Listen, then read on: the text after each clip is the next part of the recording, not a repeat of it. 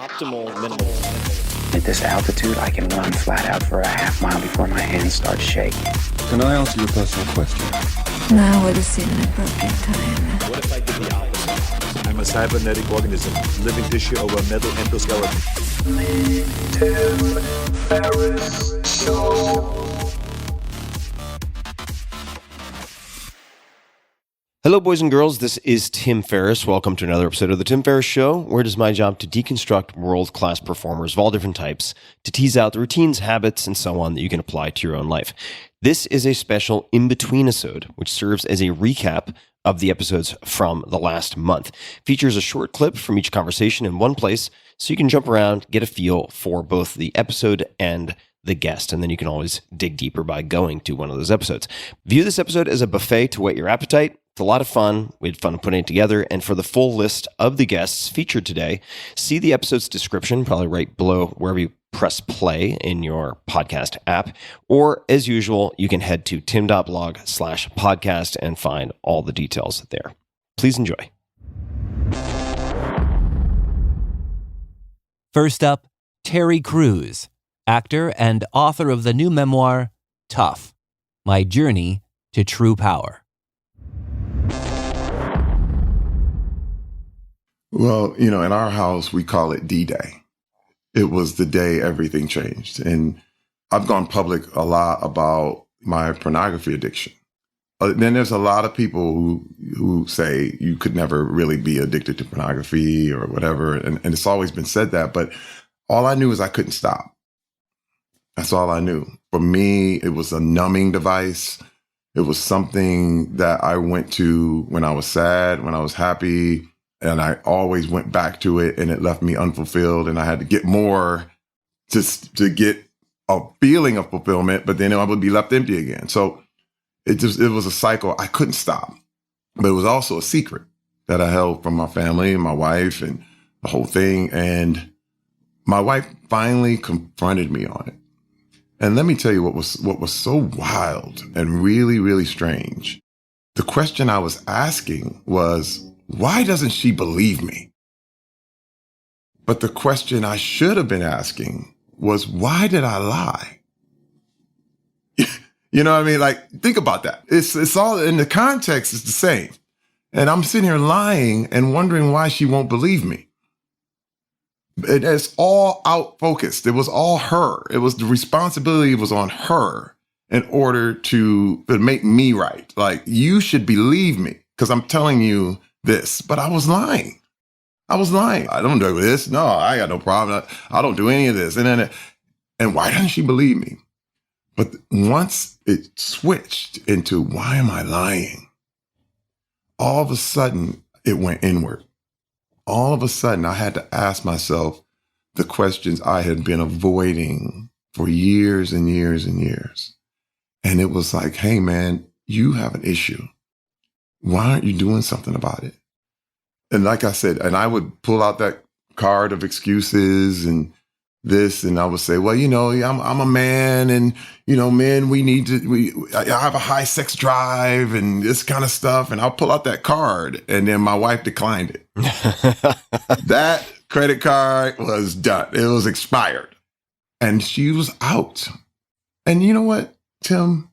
What's so crazy is that I was like, fine. Bye. Leave. I'm Terry Crews. I can get any woman I want. In fact, I will. And you know what? This is a normal thing in Hollywood. Divorce is pretty normal and it's not a big deal. In fact, my career won't suffer. Nobody cares if I lose my family. Hollywood certainly doesn't. And then I listened to myself talking like that. And I went, who are you? I didn't like that guy. And I started to have internal conversations with myself. And I was like, man, this is not who you say you are. And I realized I was two different people. When you have a double life, and when I say a double life, what I mean is I was more concerned with the image. I was more concerned with the image of Terry Crews rather than who Terry Crews really was. And it was two different people. And once I started to try to put them together, my world crumbled. Everything that I knew, everything that I was around, everything that I thought I stood for, I thought I was like, yeah, women are equal and the whole thing, but nothing in my behavior would do that or even said that. And in fact, I thought I was more valuable than all the women in my life simply because I was a man, simply because of the culture. I grew up in Black culture and hip hop culture and sports culture. And there was a lot of misogyny. It was a lot of, you're the man, dog. Hey, man, you better get your girl in line. These kind of words. It was looked at as like, yo, man, you control your wife or your girl. You actually owned her. I remember in the NFL going to the strip club, and we'd be in the club and with all the guys and the whole thing, and the girls be up on stage, and one of them would come down and actually want to talk to the players. And I would look at her like, okay, she start talking, I gotta do this for my kids. And you're like, stop. You're ruining the experience because you're becoming a human being right before my eyes. I like you to be a picture. I want you to be a doll, a mannequin. Tim, once you open that can of worms, it's literally like a domino effect. Like everything started to fall on itself. I went through a huge, and then now I got to say this, because in my culture, when I grew up, therapy was looked at as ridiculous. And where I grew up, it was like, you can't cure crazy. That was the term. It was like, if you're crazy, you can't cure it. My father being an alcoholic, I remember him he went to a psychologist one time. And I remember I was probably around 12, 13 years old. And I'm like, wow, I think, my dad's finally going to get some help and the whole thing. And dude, it was crazy because like a week later, the psychologist killed himself. It was on the front page of the newspaper. Oh my God. And I went, that don't work. My whole mindset was like, huh? Did my father kill him? Like, did he say something that made this guy jump off a bridge? And the guy literally jumped off a bridge. And I was like, what? That doesn't work. And so I had in my mind that all this therapy stuff is mumbo jumbo. And so there was a block, there was a resistance to that. And I finally saw a counselor who said, you need to go to this place and get some therapy. And I was like, oh no, And I remember, and my wife said, look, you know what? If you don't do this, there's no hope of us ever coming back together, because we had split up at that time. And so I went and I said, all right, I'll give it a shot. And I'm sitting in this room with these people. And Terry, may I interject for 1 second? Oh yeah, go ahead. Just one question. So did you guys sort of split at that point, or were things on ice because of how you handled the situation, D-Day, and that conversation? Or was it the subject matter, like the addiction itself and other things? I guess I'm asking, was it what you did, or was it how you handled what you did, or something else? It was what I did, because what happened was I confessed to a infidelity that happened 10 years earlier as a result of this addiction. Because, I went to a massage parlor and got a hand job, and I vowed I would never, ever tell anybody. It was one of the things, but it was at the beginning of my career. I was in Vancouver. I was by myself. I thought I would never be there. I thought I'd never do something like that. But, it was wild because I found myself in those circumstances, and I did it, but I vowed I would never tell. I was like, I'm taking this secret to the grave, man. This is never, ever coming out. But my wife constantly, she was like, no, you did something. She said, there's something you're not telling me. And again, I was lying the whole time. And she could feel that, you could feel when your significant other is not telling you the truth. And it was just, there was something she didn't know. And when I told her, I remember it came out, and I remember she's just going, that's it. Like, wow, who am I living with? Like, she had no idea.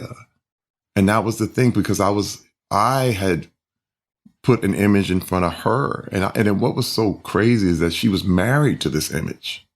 It wasn't fair. It wasn't fair to her. It wasn't, there's no honesty in the relationship because you have to cover a lie with another lie. And then it just keeps continuing to grow. I mean, we were getting farther and farther apart is what was happening. And she knew it. She felt it. And that was the D-Day moment. And she said, I'm out. She's like, that's it. You can't come home. You have to show me that you want this, that you actually want to do something. And like I said, in the beginning, I was like, I'm fine. And then I realized, I was like, you know what? Because the whole thing it was about her. And it's little bitty questions. It was just like, man, maybe it's me. A realization that hit me that it was me, that it was. Next up, Tony Fadell of iPod, iPhone, and Nest fame, and author of the new book, Build, an unorthodox guide to making things worth making.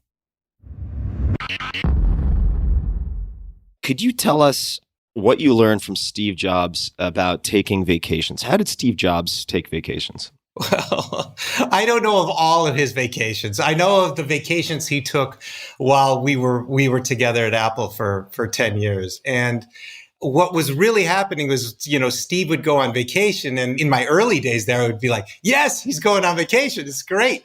We're not going to have to hear from him for 7 or 14 days or whatever the case may be. Well, that dream met reality, and the reality was very different. It turned out that Steve, he would go on vacation. He would usually vacation at 1 or 2 places, and he'd go to the same places all the time. That's what he liked, and that's all good. And he would go silent for the first kind of 24, 48 hours. He would be gone. He would be in transit. He would be, with his family, what have you. For those first 48 hours, you wouldn't hear anything, maybe 72. But somewhere right after that, you started getting calls. It wasn't emails. It was calls from Steve. And Steve would be on vacation and he would be pondering where the next product, the next direction for Apple, new technologies, things he's reading. He used that vacation as a time to kind of expand his thinking and get outside of the Apple day-to-day and the projects that we all knew and loved. Or maybe there was just a couple of things to improve on the projects we were working on.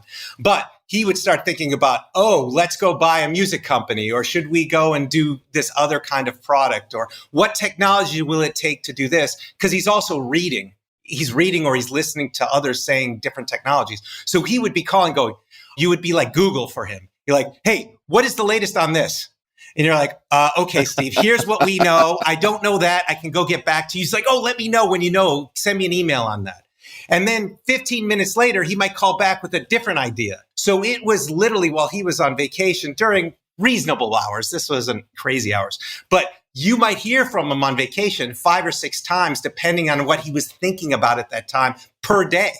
Could be as much as maybe 0 per day. But sooner or later along that vacation, he would call you and want to brainstorm something or want a piece of knowledge or want to know the latest about something that was related to some idea he had in his head.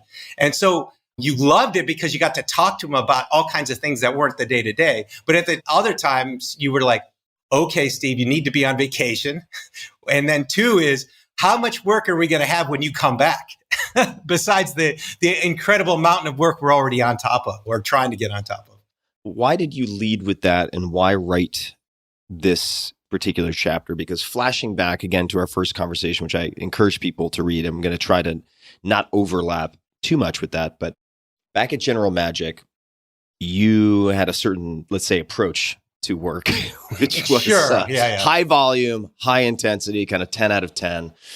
And that seems to have changed over time. And just for people who have no idea what General Magic is, I just want to say, and tell me if this is off base, but it's kind of like Jodorowsky's Dune in a sense, where people don't understand that was an attempt at making Dune, which failed, but the talent that was assembled ended up being this incredible diaspora of technical innovation that then spread all over the place. You had like Geiger, creating Alien and so on. So General Magic was somewhat like that, I would say, the genesis of a lot of amazing careers. It's a great analogy. Yeah, great analogy.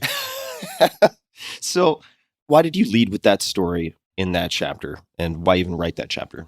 I went through that personal struggle, and I think a lot of people do, of I need to work harder than everyone else and spend more time working. So I was working 80, 100, 110 hours a week kind of thing, because that's what I thought needed to happen. I thought I needed to prove myself through the number of hours, through the amount of work that I could get done. And I was also really passionate and kind of like, you're a kid in the candy store. Like for me, I'm a geek, right? I'm like, oh, I could do this, I could do that, and I get to work on this. And the more hours I got at there, I could go and work and learn from all of these great people around me. So one thing I had to learn how to do the work. And the other one is doing the work and learning how to do it at a professional level, like my heroes around me would do. So there was a lot of learning. And, when you go to school, but you're also doing your studying and all the other stuff. So it was a little bit more than going to a university, but your first jobs are really like that. You spend a lot of time, but you also start to learn how to be productive. Okay. And what being productive means and doing a great job versus just being there a lot of hours. And so that's where it all hit for me. I will say this, I was undiagnosed ADHD at that time frame. I was in General Magic, and ultimately a couple of years later, then I actually figured out what was going on. So I was trying to do my work and perform at a professional level, learn the work, and I had ADHD across all of it. So if you know anything about writing code and being in the details, and if your mind's always going, oh my God, it made everything harder. So it was all of those things compounded. And so that chapter is really about, here's where I was, maybe you're experiencing a lot of this yourself, and here's where a more balanced approach. Now, it's not your typical work-life daily balance, but here's a way to do it to be high performing, do amazing things, but to also give yourself the right amount per day, as well as per year of time off and time to think and realize that when you get to go away from a certain activity you're doing every time, you might actually be able to think about it more clearly and come up with the answers more clearly if you're away from it as opposed to into it all the time. Next up, Donald Hoffman, Professor Emeritus of Cognitive Sciences at the University of California, Irvine. Like a lot of people, I was exposed to your TED Talk, Do We See Reality as It Is? And was struck by the desktop interface metaphor. Could you please just explain that in brief, and then we can take that in a number of any directions? The question is, how shall we understand our perceptions and the relationship to reality? Most of us just assume that we know the answer. Our perceptions show us reality. Not all of it, but when I see the moon, there really is a moon. And of course, I don't see everything about the moon, but I see what I need to see. When I see a carrot, I'm seeing the truth. I'm seeing the correct shape, the correct color, the correct weight if I pick it up. And of course, I'm not seeing its molecular structure, so there are things I don't see, but I'm seeing truly, if incompletely. And the interface theory of perception takes a different tack on what perception is. It says, if we take evolution by natural selection seriously, we can ask a technical question. Would evolution by natural selection shape sensory systems to tell truths about the physical world around us, or whatever the world might be around us? That's the technical question. What is the probability that natural selection would shape sensory systems to report true properties of objective reality? And you can show through theorems and simulations. Some of my graduate students working with me on this, Brian Marion, Justin Mark, and others. So my colleagues, Chetan Prakash, Manish Singh, and I have worked on this. Robert Prentner, a number of us have worked on this. And the simulations and the mathematics all agree. The probability is zero that natural selection would shape any sensory system of any organism to reveal any true properties of objective reality. it's precisely zero. And one intuition about that is that fitness payoff functions, we can go into this later on if you want, fitness payoff functions almost surely have no information about objective reality. They are not so-called homomorphisms of structures in objective reality. And so if we're tuned to fitness, and the fitness payoffs literally are not homomorphisms of structures in reality, then there's no way that our perceptions can be homomorphic to reality, to see the structures of reality. So what then, if we take evolution by natural selection seriously, and I think we should, not because I'm claiming it's the final story, but it's the best story we have. Science always, to its credit, gets new theories. And what we thought was the final theory 120 years ago, we now look back on it, Newton was great, but we have much better theories today. And so I have the same view about all of our scientific theories that we have today. The reason I take them seriously is not because I think they're the final word. It's just that we have, as human beings, no better theories. So we have to take our current theories seriously. And so if we take evolution by natural selection seriously, of course, as scientists, we're going to eventually try to show its limitations, right? But what it says in its current form is that the probability is zero that our senses have shaped us to see the truth about the world around us. So what have they shaped us to do? Well, the answer within evolutionary theory is it's all about fitness. Our sensory systems have shaped us to guide adaptive behavior so that we can live long enough to reproduce, basically. So one way to put that in a metaphor that's easier to understand is to say that natural selection didn't shape us to see the truth, but it shaped us with sensory systems that are like a user interface to the truth. So, right now we're both sitting in front of laptops and we're able to, I've got gigabytes of memory and all this circuitry inside my laptop. I have no idea about the truth of that. I know the words. I'm not a engineer of that type. So I don't really, if I had to toggle voltages inside my computer to do this video with you, it wouldn't happen. So if I actually knew the truth and I had to actually toggle all the bits and bytes and so forth and voltages in the computer to make this video happen, and you had to do it, it wouldn't happen. We have a very simple, dumbed down user interface that lets us control the complexity of the computer without having any expertise in what's really going on inside. And that's what evolution did for us. It gave us simple user interface that lets us stay alive long enough to reproduce, to interact with reality in the ways that we need to interact with it to stay alive and reproduce, without having any idea what that reality is. You don't have a need to know, so you don't know. And that's just the way it is. Very few of us know exactly how the desktop interface on our computer works. And when you drag an icon to the trash can to delete a file, there's a lot of stuff going on inside there that's involved in dragging, in deleting the file.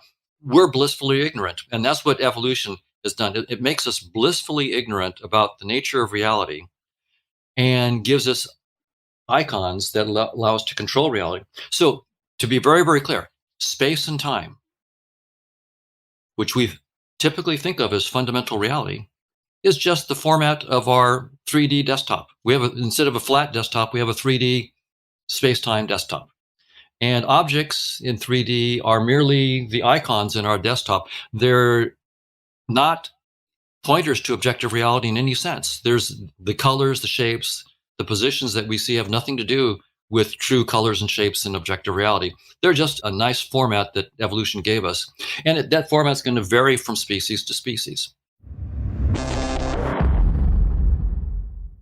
Next up, technologist and serial entrepreneur, Kevin Rose. I got invited to join a men's group with Terry, actually. I'd never done one of these. I don't know if you've done men's groups before. Have you ever done men's groups with it? It's really interesting. Yeah, so I hadn't either, and I was invited to join one of these men's groups, and essentially it is picture 8 people over Zoom. Terry's there as well, so you have your therapist in the room, and I'd never done any type of group therapy thing before. I'd done individual therapy and couples therapy, but never group. And he kicks it off by saying, okay, we're going to go around the room, and we're going to everyone gets 10 minutes to just Tell me what's on your mind. What's going on? And there's none of this bullshit like, well, I took my kids out. No, that's like, no. What is it hitting you at a deep level that you are struggling with? And he calls you on your bullshit. Like if it's such generic answers, because everybody has their shit, right? Like their thing that they're struggling with, like my spouse did this, or, like there could be any slew of different things that you're running into, like right now for me, it's my mom's dealing with cancer, right? So that was the thing that I went into. And you spend those first 10, 15 minutes and it's really eye-opening. And they put you in a group of like peers that when you look around the room, you're kind of in a similar stage in life. And you have these really deep conversations, and one person can be, got caught cheating on their wife or whatever it may be. And you realize instantly like, oh my God, like so many people actually struggle with the same things that I struggle with every single day in my head, which is nice. It's refreshing. And then the people that are having the most pain for that particular session, he does a couple of times a month. It's a 2-hour long session. He'll go deep with those people. So say, okay, you're the 2 people today we're going to go deep with.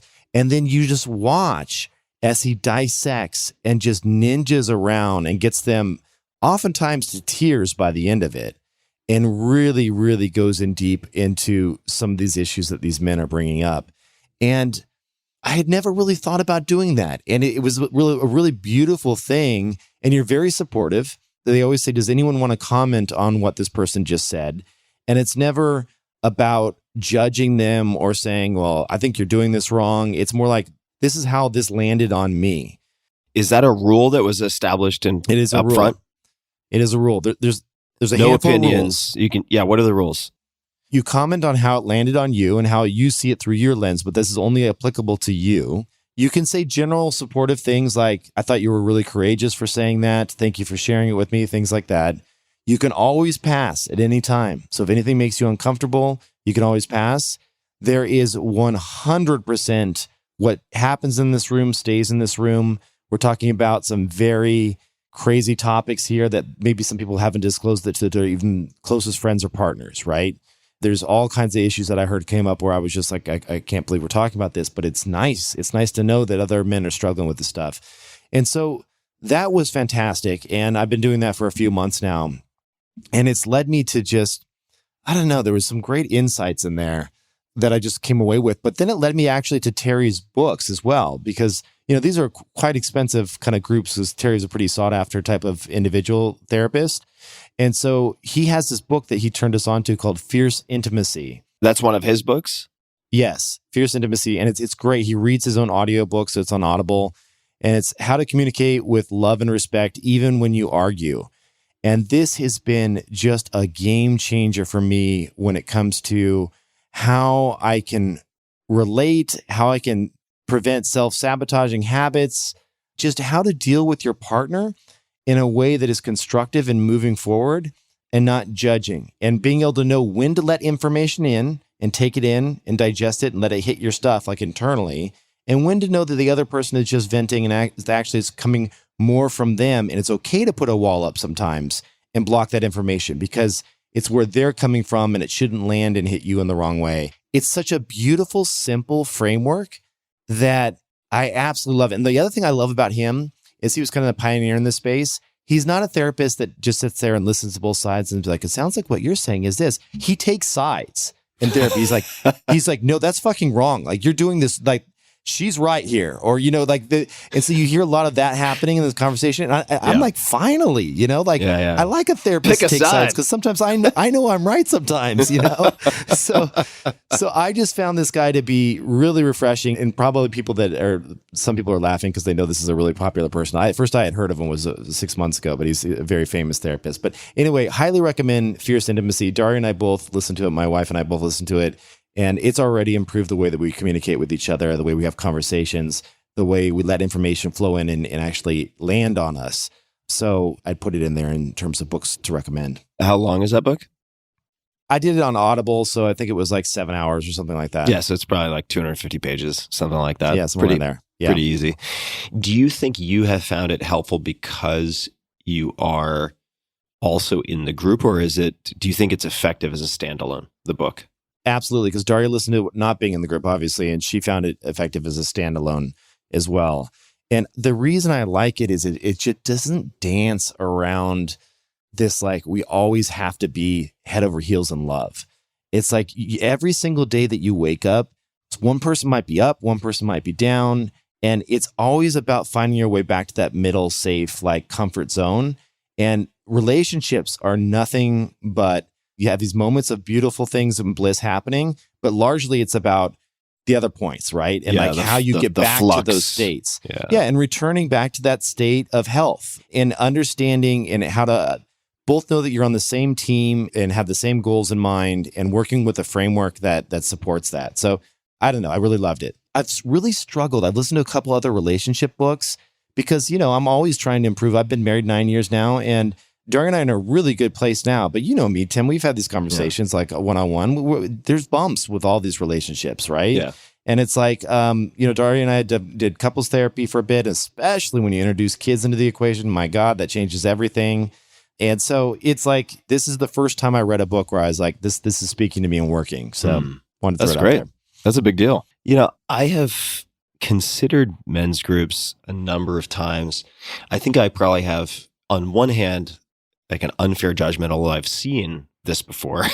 So it's not totally unfair. Like some men's groups, like, all right, we're going to go in the woods and like wear furs and bang on drums and like yell and scream. And I'm like, I'm not sure that's the medicine I need right now. And then, I've had some misgivings at different points, but the kind of meta commentary that I would make, and this has been a conversation, and it's a conversation I've had actually with quite a few women, because I've just observed that women, I think, are in general, again, I'm painting with a broad brush, but better at kind of social cohesion and gathering and that type of communal intimacy.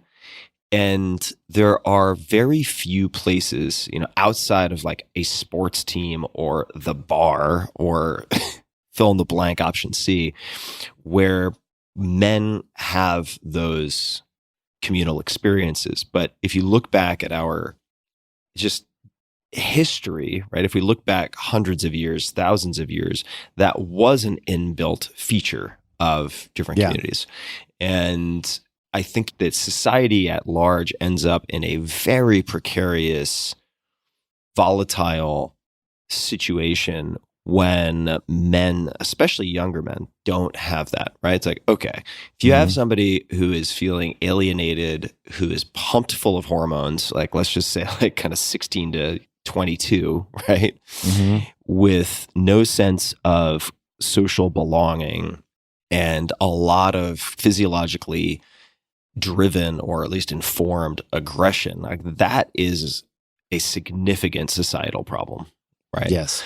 And I have thought about that. The other thing too, I'll add on top of that is, traditionally when you think about men getting together and shooting the shit, it is that bar setting, it is that sports game, whatever it may be. And it's very high level, right? Like at that point, you're just like, how things are like, wife's doing this, blah, blah. You don't have the permission really. Like in my group, I was like, my mom had her cancer return. I'm going to miss her when she's gone because I'm her little boy.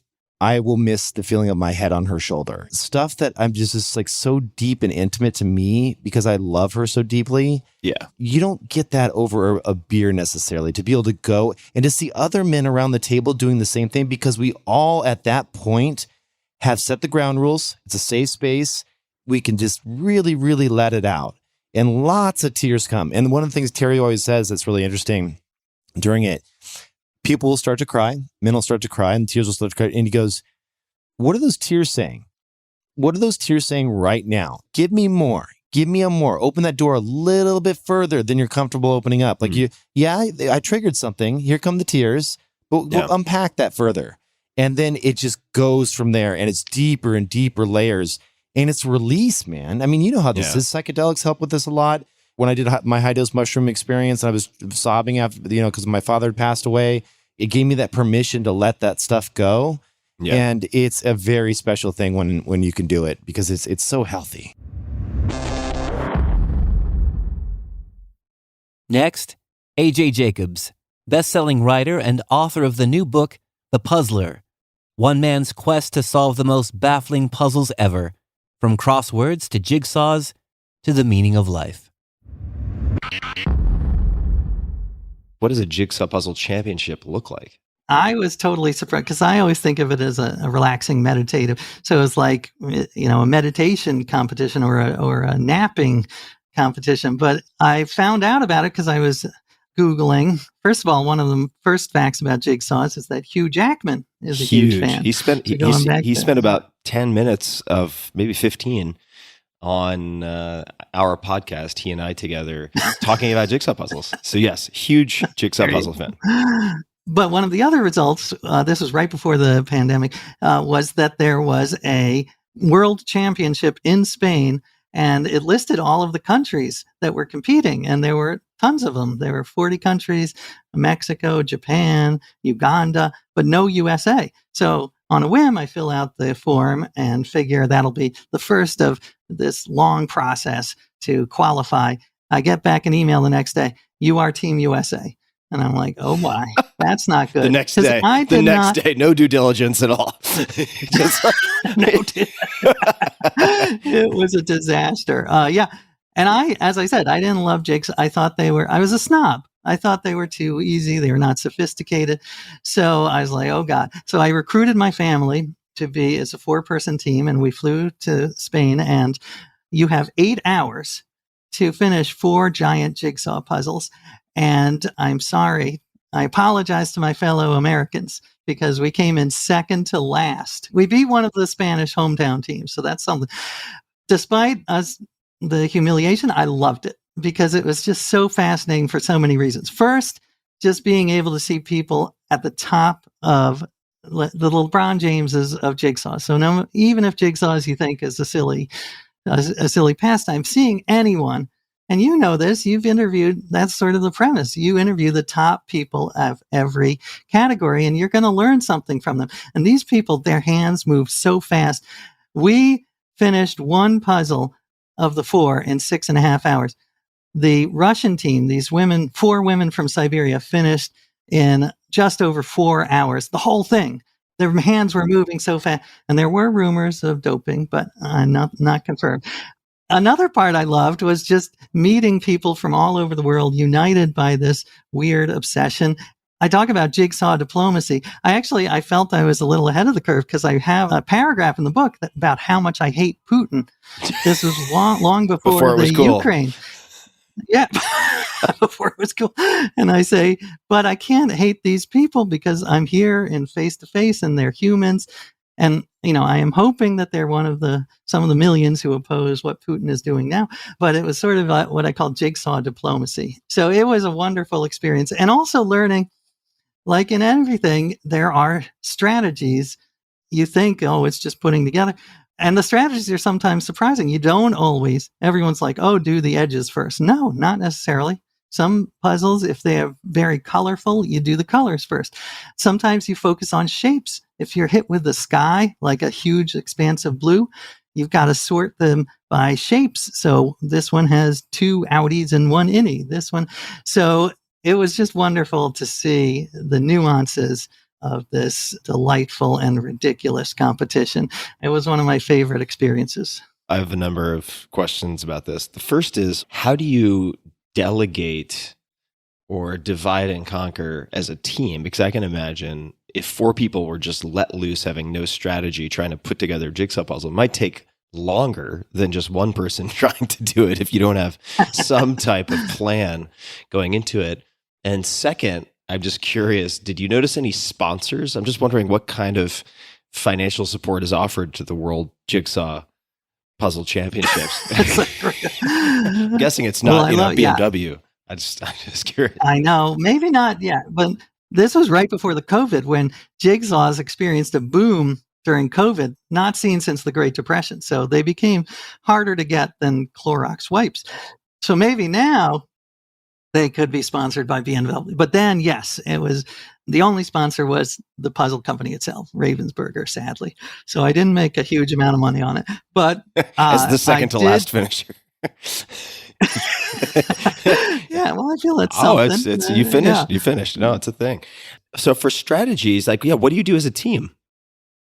Well, you're absolutely right. That was the secret that the Russians had. They told me it's all about division of labor, like in many endeavors. So there was one woman who specialized in sorting colors, another sorted shapes, another sorted what was good at the edges, and another was really good at the trial and error. Because I often am, I'm afraid to put something down if I don't think. She was like, no, just do it. Just be okay with failing. She put things, she'd try it. No. Next one. No. Next one. Yes. So, it was fascinating to see the division. And I found that as a theme throughout puzzle solving. I went to this one event that was sort of the Ironman triathlon for nerds. It was called a puzzle hunt. And it was at MIT, 2,000 people, like real rocket scientists. And they come together for 72 hours and solve the hardest, craziest, most baffling, nonsensical puzzles that involve like advanced calculus and Justin Bieber's tour schedule and just the most random things you can think of. And you need 50 people on a team. The teams were 50 people because you needed specialists in all these areas. So yes, sort of a diversification and having different people do different things is a big theme, I think, in puzzles and life. Next, Bo Shao, co-founder and chairman of Evolve, a philanthropic investment firm. The way we met was in part around the discussion of inner journey and turning the eye and attention inward, right? We didn't meet at a business networking event. We weren't doing a joint venture together. We met in a very personal context. How did that start for you? How did that process, and I know process is a broad term, but when did that become a priority and how did it become a priority for you? First, I would say that I had no interest in any kind of inner work for a long, long time. In fact, I would look down on people who go to retreats or meditations, whatnot, and say, what the hell are these people doing? They have better things to do in life. I was I found it almost disgusting, despicable back then, actually. So I had no interest. But life, I think, has a way of, if one pays attention, I guess, to send little reminders. So the first reminder I got was, hey, I was still the same me with some of the same kind of patterns of behavior, the same level of happiness and joy that I had before the big success. And looking back, I realized that compared to the life I have today, the life back then was more of a black and white television, and today is more colorful television.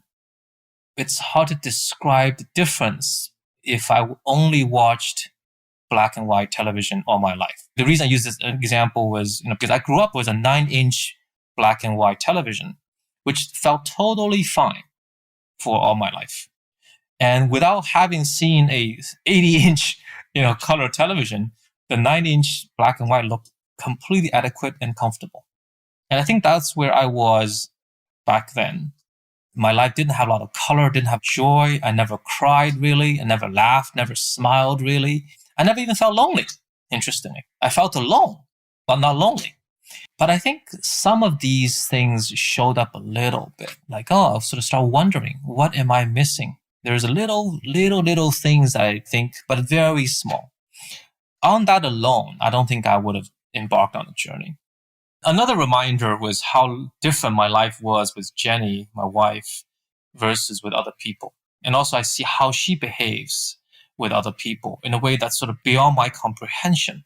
I remember like one time we were having dinner with a friend, and the friend started talking about how he lost his father.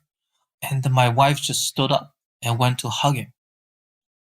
And I was dumbfounded. It never would occur to me to do it. She's telling a story, I'm listening, but I was not in touch with the emotional content of the story. And my wife clearly was. And she is one of the most empathetic person alive that I know. So some part of me started wondering, what's going on? What am I missing? And also I noticed that I could work with people for a decade and not become friends with them. But she would then go to dinner with their significant other. The four of us will go to dinner or lunch. And then she becomes friends with them. But not me. Even though I've known them for 10 years and she knows them for like one day. So that sort of started some like, am I missing something? Is friendship something I value?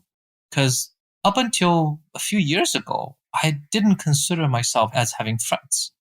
But I always told myself I don't need friends. I want to ask, actually, just a follow up there. Why did you not consider yourself to have friends? Is it because you viewed getting close to people as having little upside and a lot of potential downside? Why did you see things that way? It was not a rational decision. I think deep down, if I were to answer honestly, is because I think I don't deserve a friend. And I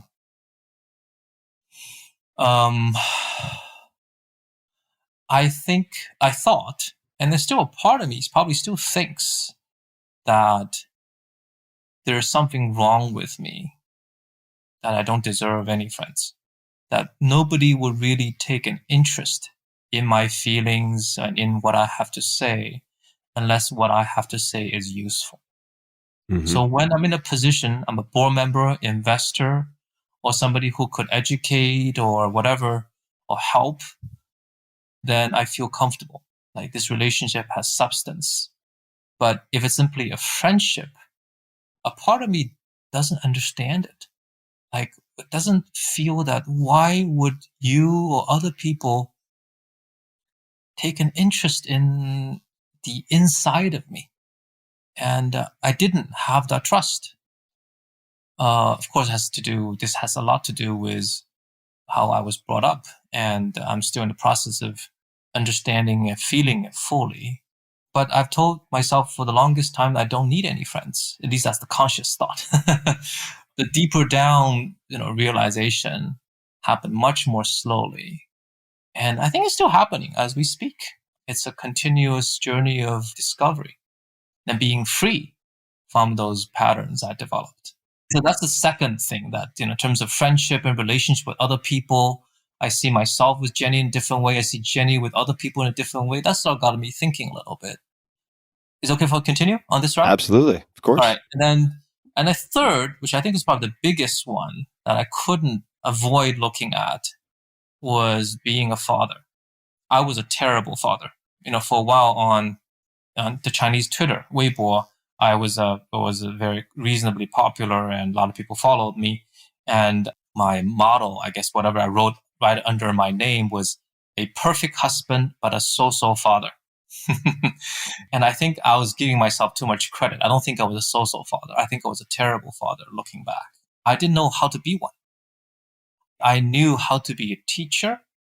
I knew how to be a disciplinary, but I didn't know how to be a father the way I understand it now. And I didn't know how to spend time with them. I did not know how to give them love and attention. I didn't know how to give them support when they need it, emotional support in particular when they need it. And I also just did not enjoy being a father. I remember my wife will remind me to go spend time with my kids when it's 8 o'clock at night or something like that before they went to bed. And my thought at the time was, why should I? And I felt some kind of resentment being called to do my job. It was really funny thinking back, but back then I really didn't enjoy it. And that got me thinking a little bit, hey, there's something missing here that, people talk about being a father being enjoyable, but I really didn't enjoy it. And also I knew that I was doing something wrong because I was repeating some of the mistakes that my father made. That was sort of shocking because you would imagine that you would never do what was done to you that you didn't like. But I was repeating the same thing. And if my wife didn't stop me, I would have been worse, far worse. So one of the things that my father, for example, did to me is if he got really angry, he would threaten to throw me out of the home. And I did that to my son. And that was very traumatic for him. He still remembers it today. Even for like 2 seconds, closing the door on him. It was so bad, but I didn't know what else to do. That was all I knew. When I got desperate as a father, when something happens outside of my control, I got desperate. So I guess I resorted to what worked, because from a short-term perspective, what my father did to me worked. I became obedient. Thank you for sharing, Bo. I'm really glad that we're having this conversation. I think it's going to be meaningful to a lot of people. And I'd love to hear, as you began observing these behaviors, as perhaps Jenny called things to your attention and you decided to try to change or at least become more aware, what are some of the things that you found helpful? What are some of the tools or modalities that end up being helpful? Because I would imagine in the beginning, certainly I had this experience myself, it's hard to know where to begin, right? And it's kind of like a chimpanzee with a mirror or something. Like you're looking behind the mirror, you're like, am I supposed to see something over here? Am I supposed to see something over here, over there? And I would just love to hear, because I know that you have tested many, many, many different things. What are some of, say, the tools, modalities, or otherwise that you have found to be personally helpful? I definitely tried many different things. In some ways, I like you, Tim, that when I get on something that's important, then I would want to get to the bottom of it. I want to learn the best or from the best. First of all, I would say that there are 3 components to being a good parent that I've learned. And these are not necessarily, they might be orthogonal each other, meaning they're, being good at one component doesn't mean necessarily going to be good at the second component. So the 3 components in my view is, one is understanding what's going on inside of our children's heads and what's going on in their biology, in their psychology. And the amazing thing is children are so different from us. We assume that they should have executive control of their body or of their mind or their actions. But the reality is, for example, for a boy, their prefrontal cortex doesn't fully develop until they're in their 20s. So when they are 12, expecting them to behave in a disciplined way is simply not right. So understanding what's going on inside of them is hugely, hugely important.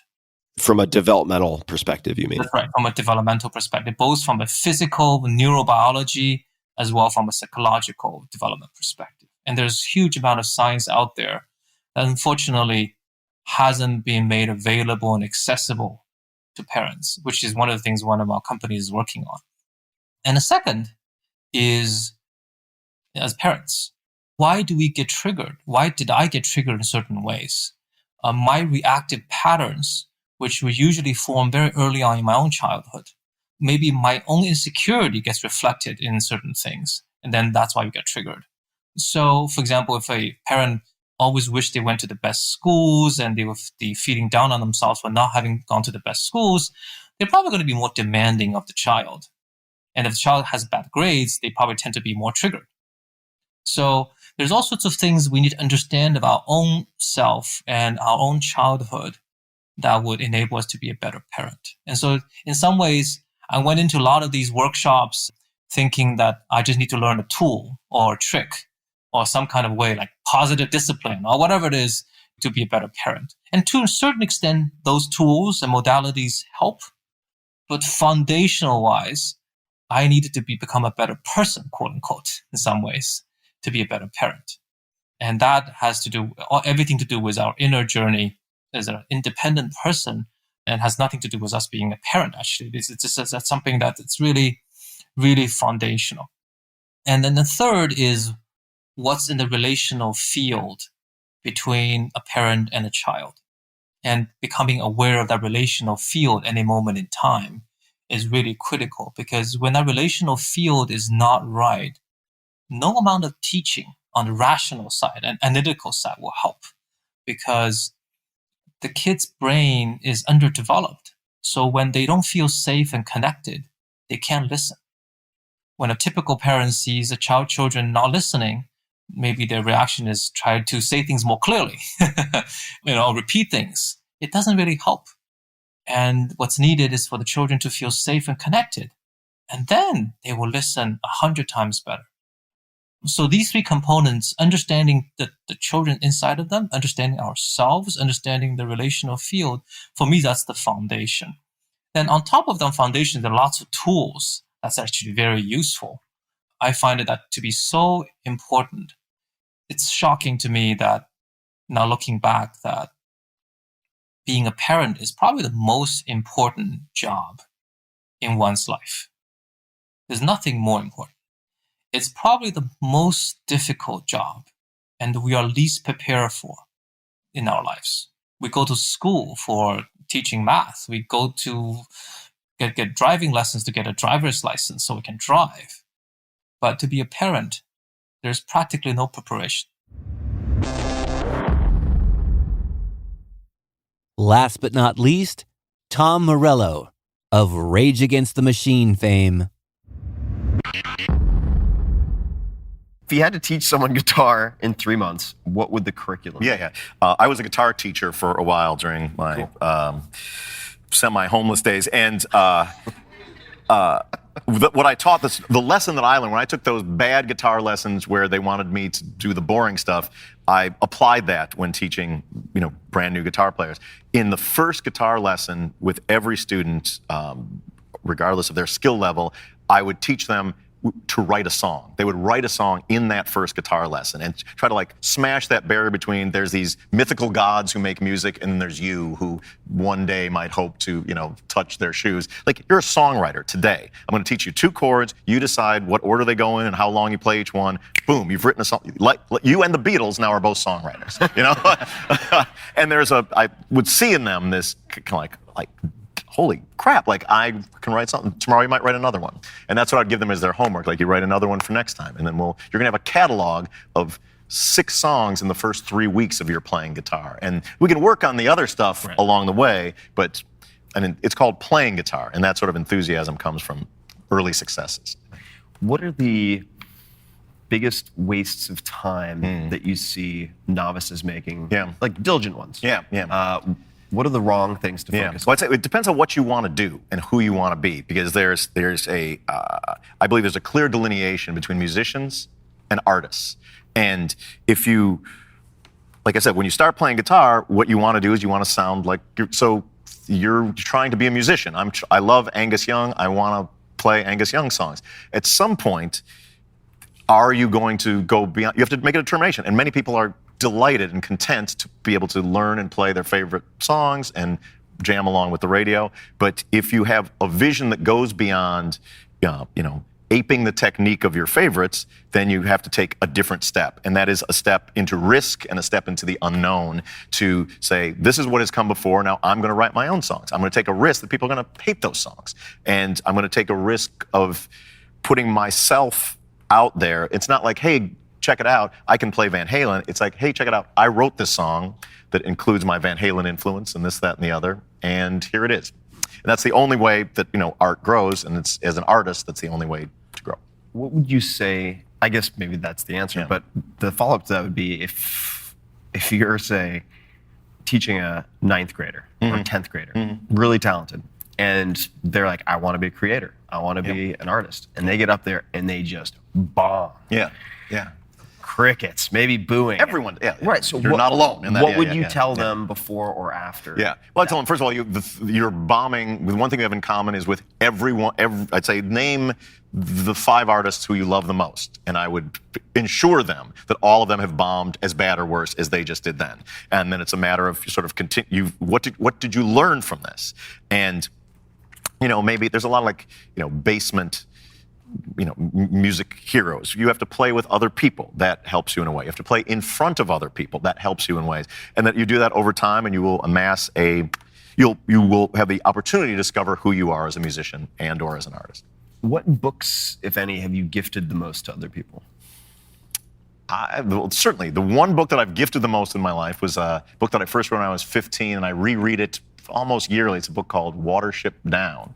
Watership Down. And it's, I've read books that have been more serious political tomes in my time, but the heroism, courage, and friendship exhibited in that book among a number of rabbits. It's about rabbits, but it's about much more than that. It is the single most breathtakingly exciting book that I've ever read as well. Watership Down. Watership Down. Yeah. Richard Adams, a strong endorsement for that book right there. Do you have a quote or quotes that you live your life by or think of often? These are interesting questions. Give me a minute. And we can come back to Sure. No. I'm going to have something for you. There is a quote from written by Joe Strummer of The Clash. I wrote this down and put it on my refrigerator as a youth. It says, "Are you taking over or are you taking orders? Are you going backwards or are you going forwards?" And I would look at that on my refrigerator and I would try to answer those 4 questions for myself every day. That is good. And now here are the bios for all the guests. My guest today is Terry Crews. You can find him on Twitter and social at Terry Crews. Terry can do it all. Author, action movie hero, sitcom star, children's book illustrator, advertising pitchman, playable video game character, talent show host, high-end furniture designer, and human rights activist. The list goes on and on. Terry's new memoir is Tough, subtitle My Journey to True Power. In it, he chronicles the story of how he went from being a 6-year-old boy with a goofy, toothless smile to being utterly selfish and angry, to a man who can finally acknowledge his own weaknesses and vulnerabilities and use his experiences to help motivate those around him. And Terry's story is fascinating, incredible, heartbreaking in some respects, gut-wrenching. It is a story that I've learned a lot from, and I think also a story that you can learn a lot from. But let's finish the bio before we dive into the conversation. Terry has starred as a series regular in 3 consecutive TV series that have surpassed the coveted 100-episode mark: Brooklyn Nine-Nine, Are We There Yet?, and Everybody Hates Chris. Terry is set to star in Tales of the Walking Dead and hosts NBC's top-rated alternative series America's Got Talent and its spin-offs AGT Champions and AGT Extreme. Crews recently added yet another title, children's book illustrator, which I mentioned earlier, to his resume for his first-of-a-kind augmented reality book, Come Find Me. Terry's Crew is his latest children's lit entry, a graphic novel set to be released in late 2020.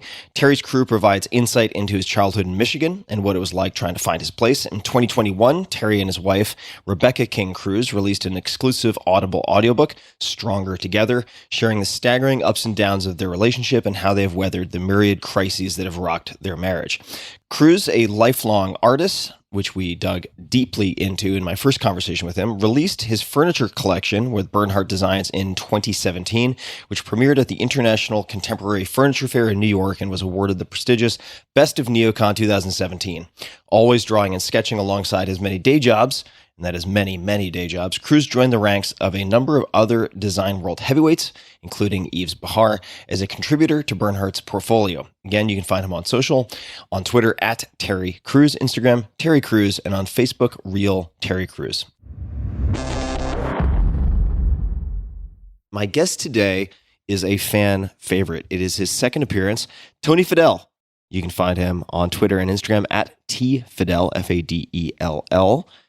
Who is Tony Fadell? Tony is an active investor and entrepreneur with a 30-plus year history of founding companies and designing products that profoundly improve people's lives. You'll recognize quite a few of them, so stick around, pay attention. As a principal at Future Shape, a global investment and advisory firm coaching engineers and scientists working on foundational deep technology, he is continuing to help bring technology out of the lab and into our lives.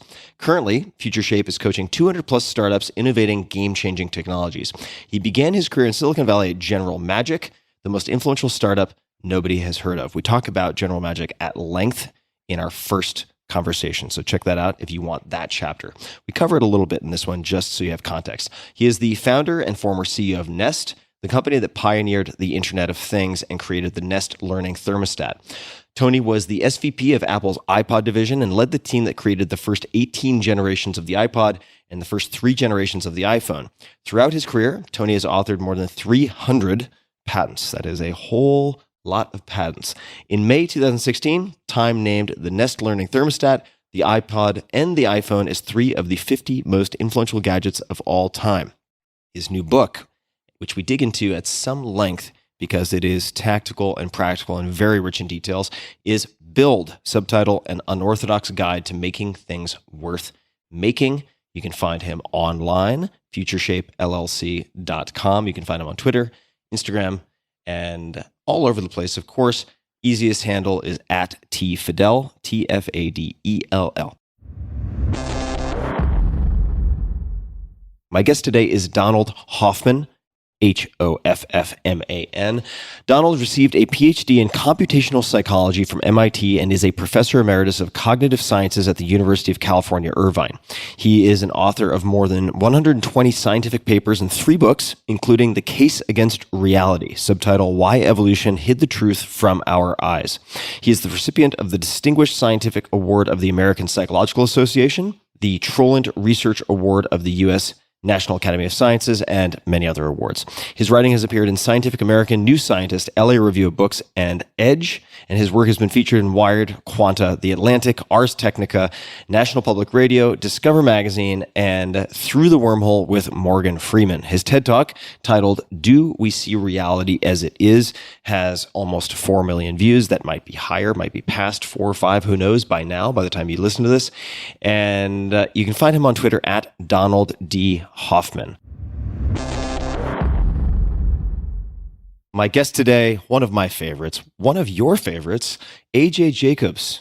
A.J. Jacobs is a best-selling author, journalist, and human guinea pig. Now, all of you long-term listeners will know I do not apply that term, that label lightly, but in this case, it applies. He has written 4 New York Times bestsellers, including one of my favorites, The Year of Living Biblically, for which he followed all of the rules of the Bible as literally as possible, including, I should mention, stoning adulterers. You'll have to read it to get that. And Thanks 1,000, for which he went around the world and thanked every person who had even the smallest role in making his morning cup of coffee possible. I thought about this morning as I had my coffee. He has given 4 TED Talks with a combined 10 million plus views. He contributes to NPR and the New York Times and wrote the article My Outsourced Life, which was featured in the 4-Hour Workweek. What a title, 4-Hour Workweek. Who wrote that? Sounds like an infomercial. He was once the answer to One Down in the New York Times crossword puzzle. You can find my 2016, good Lord, that's a long time ago, interview with AJ, where we cover a lot of backstory, a lot of our shared converging paths in life at tim.blog/AJ. You can find him online, ajjacobs.com. The website for the new book is thepuzzlerbook.com, and we'll link to all the social as well, but it tends to be AJ Jacobs on Twitter, Facebook, etc. My guest today is Bo Shao, B-O, last name S-H-A-O. Bo Shao is a co-founder and the chairman of Evolve, a philanthropic investment firm composed of a foundation, Evolve Foundation, and an impact investment firm, Evolve Ventures. With initial capital of $100 million from the Shao family, Evolve aims to support organizations that relieve inner suffering and facilitate inner transformation. Bo's story is pretty wild. So let's jump into a little backstory. And we're going to go in reverse chronological order. Prior to Evolve, Bo was a founding partner of Matrix China, a leading technology venture capital firm in China, which manages more than $7 billion and has funded more than 500 companies, 50 plus of which have become unicorns. That means valued at more than $1 billion USD. He is also a serial entrepreneur who has co-founded 5 companies that have either gone public or become leaders in their respective industries. Bo was born in China and was the winner of more than a dozen national mathematics competitions during high school. For those who don't know what that means, it is a huge, huge deal and a very significant feat. I'm going to leave the rest of his bio to our conversation, and we will dig in very, very quickly. The website for Evolve is Evolve VF, as in venture fund, venture foundation. So evolvevf.com. So my guest tonight is a revolutionary, and I mean that literally. His musical talents have resulted in the sale of more than 25 million albums and garnered 2 Grammys. Rolling Stone has recognized him as one of the greatest guitarists of all time, and yet he's only had 2 formal guitar lessons. He's a founding member of Rage Against the Machine, Audio Slave, The Night Watchman, and Prophets of Rage. Please welcome to the stage musician, singer, songwriter, and author, Tom Morello.